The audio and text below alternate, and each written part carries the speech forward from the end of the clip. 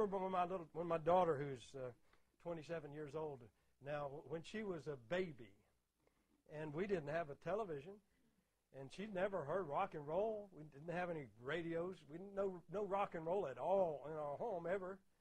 And she didn't know anything about it. And we went to my mother's house, her grandmother's house, and the television was on, and some commercial had rock and roll on, and she started boogie-woogieing. She was a toddler. What made her do that? It wasn't culture. She never went to dance school. The music made her do that. Music with the backbeat. And Frank Garlock observes that the traditional beat of music, the straight beat, or emphasizing the first part of the beat, reflects the heartbeat and the rhythm of our own bodies, a natural rhythm of our own bodies. Whereas the backbeat, the rock beat, goes against the body's rhythm. That's why it's so sensual.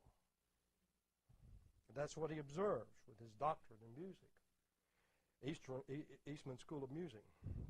And that's why this rock music is so physical, and that's why the rock and rollers call their music sexy music. Here's a few quotes. Deborah Harry, who was the leader of Blondie,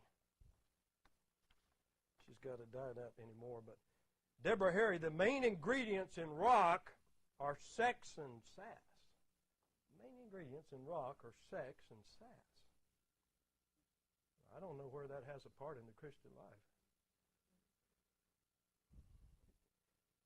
Jan Berry, Jan and Dean, the old Jan and Dean group.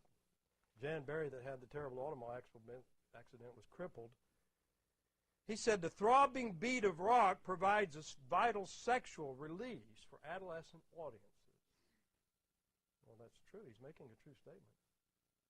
He's telling you what rock music is, parents. First book I ever wrote, Mom and Dad Sleep While the Children Rock in Satan's Cradle. It was a warning to parents.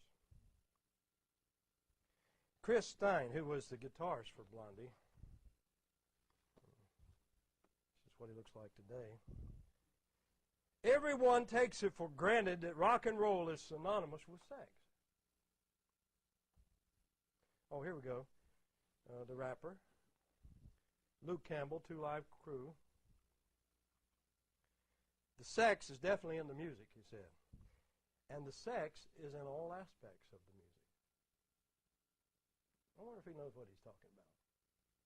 I think he does. I think he's an expert in rap music, rock music. I think all these people know what they're talking about. They don't have any agenda. They're not trying to pretend that the rock music is something that's not and spiritualize it. They know it's not spiritual at all. Sexy, party music. And they're admitting and stating the truth about rock and roll music. Erwin Sibler was the editor of the folk magazine Sing Out. Sing Out. And he said the great strength of rock and roll lies in the beat. It is a music which is basically sexual and un-Puritan or un-Christian. Are they just talking off the wall? Do they not know what they're talking about? Yes, I believe they do. That indeed, rock and roll has always been sexy music. That's been the attractiveness of it.